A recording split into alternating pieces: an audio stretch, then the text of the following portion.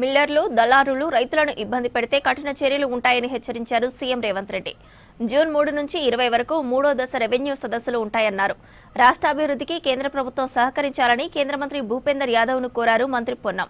నిరుద్యోగులంతా రాజీవ్ యువ వికాసాన్ని సద్వినియోగం చేసుకోవాలని పిలుపునిచ్చారు మంత్రి సీతక్క.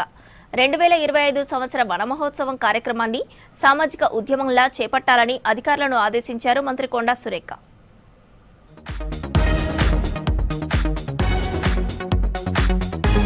గతంలో ఎన్నడూ లేని విధంగా ఈసారి అత్యధికంగా 64,50,000 మెట్రిక్ టన్నుల ధాన్యం కొనుగోలు చేశామన్నారు సీఎం రేవంత్ రెడ్డి.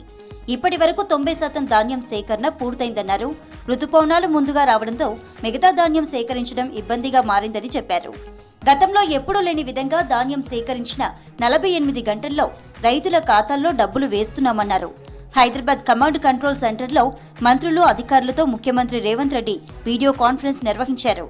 ధాన్యం సేకరణ, ఇందిరమ్మ ఇండ్లు, భూభారతి, ఋతుపవనాలు, వానాకాలం పంటల సాగు తదితర అంశాలపై మంత్రులు, అధికారులతో సీఎం చర్చించారు.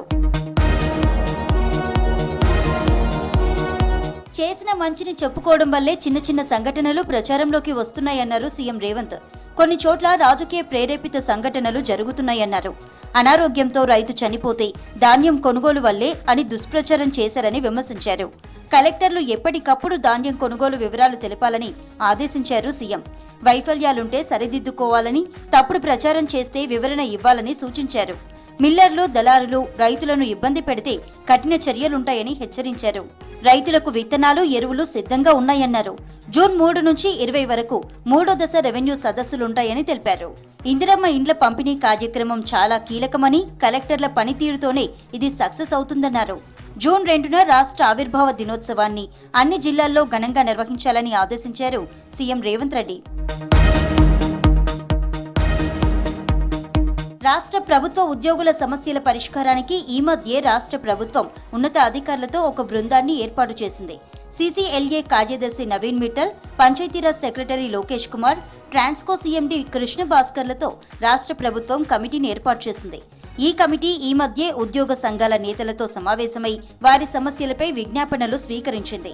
ఉద్యోగ సంఘాలు లేవనెత్తిన సమస్యలకు సంబంధించిన సమాచారాన్ని ప్రజాభవన్లో డిప్యూటీ సీఎం మల్లు భట్టి విక్రమార్కకు వివరించారు అధికారులు. 29న సబ్ కమిటీ సమావేశం నిర్వహిస్తామన్నారు భట్టి.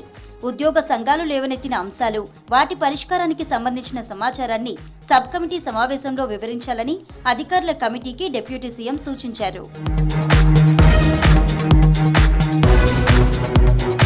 ఢిల్లీలో కేంద్ర పర్యావరణ, అటవీ శాఖ మంత్రి భూపేందర్ యాదవ్తో మంత్రి పొన్నం ప్రభాకర్ భేటీ అయ్యారు. రాష్ట్రానికి సంబంధించిన పెండింగ్ అంశాలపై డిస్కస్ చేశారు. పర్యావరణ అనుమతులు, అటవీ భూముల క్లియరెన్స్, రోడ్డు విస్తరణ ప్రాజెక్టులపై కేంద్ర మంత్రి దృష్టికి తీసుకువెళ్లారు. రాష్ట్ర అభివృద్ధికి సహకరించాలని కోరారు పొన్నం. నిరుద్యోగ యువతకు ఇచ్చిన మాటను కాంగ్రెస్ ప్రభుత్వం నిలబెట్టుకుందన్నారు మంత్రి సీతక్క. ఓవైపు ప్రభుత్వ ఉద్యోగాలు కల్పిస్తూనే మరోవైపు స్వయం ఉపాధి అవకాశాలు అందజేస్తున్నామన్నారు. జూన్ 2న రాష్ట్ర ఆవిర్భావ దినోత్సవం రోజు రాజీవ్ యువ వికాసం పథకంలో ఎంపికైన లబ్ధిదారులకు మంజూరు పత్రాలు అందజేస్తామన్నారు మంత్రి సీతక్క. ఆదివాసీల త్యాగాలు ఎక్కువ, వారికి దక్కే ఫలాలు తక్కువ అన్నారు మంత్రి సీతక్క. గిరిజన ప్రాంతాల్లో నదులున్నా నీటి కష్టాలు తప్పడం లేదన్నారు. ఆదివాసీలకు ప్రత్యేక గుర్తింపు లేక నిధులు రావడం లేదన్నారు. జాతి కులగణనతోనే ఈ సమస్య పరిష్కారం అవుతుందన్నారు మంత్రి. నిర్మల్ జిల్లా లోకేశ్వరంలో కొమరంభీం విగ్రహాన్ని ఆవిష్కరించారు సీతక్క. నాయక్పోడు వారికి ప్రత్యేక గుర్తింపు తీసుకొచ్చేందుకు కృషి చేస్తానని హామీ ఇచ్చారు. మనకు అవకాశం దొరికినప్పుడు మన యొక్క గుర్తింపును కూడా మనము చూపించుకోవాలి. ఖచ్చితంగా ఎక్కడెక్కడైతే నాయకపోడు తెగ సోదరులు ఉన్నారో వాళ్లకు గుర్తింపు చేసి ఐటీడీఏల ద్వారా మరి ట్రైబల్ వెల్ఫేర్ డిపార్ట్మెంట్ ద్వారా కూడా ఆ క్యాస్ట్ రెసిగ్నేషన్ వచ్చే విధంగా, ప్రత్యేక తెగ కాబట్టి ప్రత్యేక గుర్తింపు వచ్చే విధంగా కృషి చేస్తాం. రాష్ట్ర వ్యాప్తంగా పచ్చదనాన్ని మరింత విస్తరింప చేయాలన్న లక్ష్యంతో ప్రభుత్వం ప్రతి ఏడాది మొక్కలు పెంచే కార్యక్రమాన్ని వన మహోత్సవం పేరుతో చేపడుతోందన్నారు రాష్ట్ర అటవీ, పర్యావరణ, దేవాదాయ శాఖ మంత్రి కొండా సురేఖ. ఈ ఏడాది వన మహోత్సవం ఏర్పాట్లను సమీక్షించేందుకు సెక్రటేరియట్లో సంబంధిత శాఖ అధికారులతో సమీక్ష చేశారు మంత్రి.